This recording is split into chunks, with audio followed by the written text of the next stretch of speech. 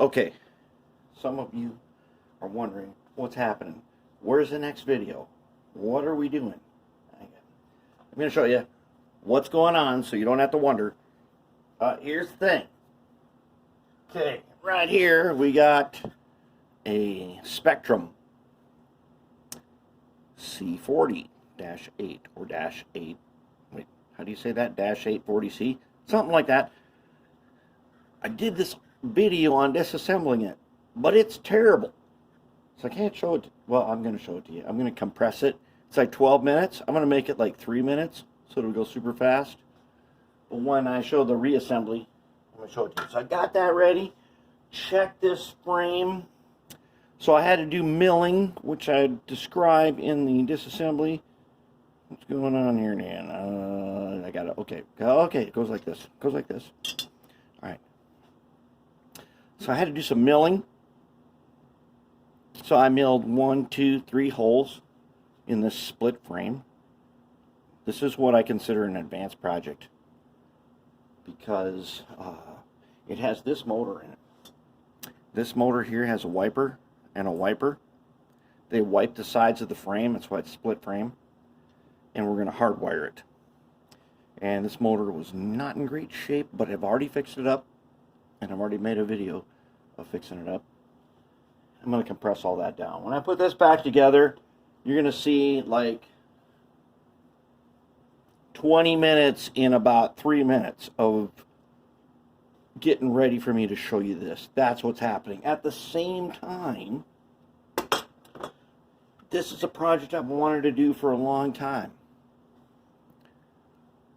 See this? Okay, so this is a Bachmann SD40-2, and I've been sitting on kits.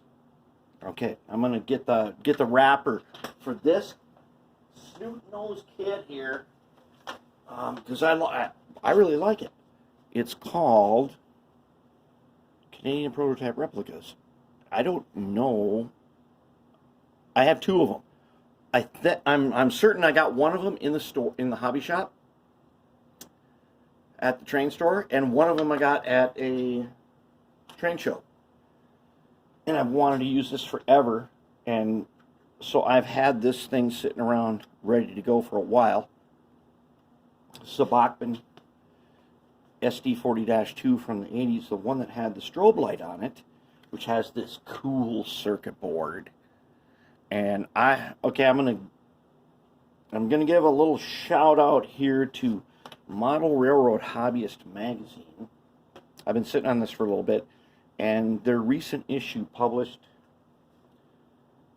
a better way to do fiber optic headlights, and it's a way I really like because I've got a ton of fiber optics, but they have never turned out good when I've tried to make these lights. So they have a new technique I'm going to try where you put the fiber optic into a pin vise and then hold it up to your soldering iron.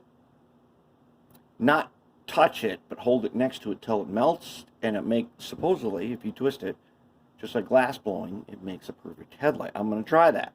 I've tried many other methods, and they've never given me the lens effect that I like.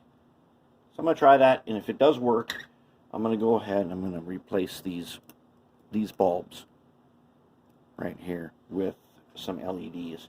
And I'm probably going to replace the blinking LED, which does work pretty good. But I've got some better LEDs than this. Because this thing is really old. In fact, it's so old, I actually found there's this weight in here. Right here, sitting in here, I found a half roll of pennies.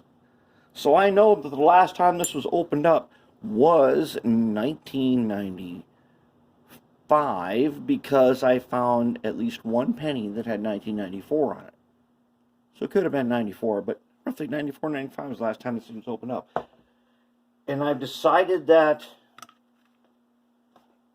I've got a drawer full of noses and cabs. And why I'm sitting on them, I don't know. Because they are not uncommon. I can get them anytime I want. I'm already going, it's February, and I'm already going to 3 huge train shows that are coming up shortly. and I'll probably score a bunch more detail parts. So I thought, okay, now's the time to do this. Now's the time to fix this guy up and do it. And I did add some extra pickup to the rear truck. Instead of picking up on 2 wheels, I had another pickup. Rebuilt the pancake motor, prepared it for circuit board. She runs beautiful. It runs excellent. Love it. It's going to be great. Right now, I'm trying to solve the problem of putting couplers on. Now, I've got number 5s and number 5 draft gearboxes on here right at the moment. And I want to close off the pilots so they're a little bit better. And I may not keep the number 5s. I might go ahead with the new draft gear, which does not have these side mounting rings on them. I might go with what is it, number 146 or 148, something like that. Although these couplers are good, we'll see when I get down to shave off my spots here and close up the pilot. We'll see how that goes. That's what we're doing right now. So I got stuff that's going on, and I have not forgotten about you, and we're going to get this thing squared away. Check this gearbox on that C40. She's a beauty. Oh, it runs. This thing is so smooth right now. Beautiful. So I got those 2 projects. And I'm thinking also that this thing, I might actually airbrush this. Now, I've been hand painting, and it's been a while since I've airbrushed my favorite stuff, True Color. And yes, this will be red, because I've got tons of True Color red. I'm thinking I'm going to go ahead and airbrush this one. And I'm going to do the old style like this. Put the big midway letters and the number on the cab. See if we'll go back to the old way just for this one build. But this one's going to get red and white reflectors, not just the white reflectors like the old one gets. All right, so that's where we're at. That's what's happening. I've already got queued up a ton of extra video, and I'm going to compress that down and show you that C40. So that's where we're at. That's what's happening.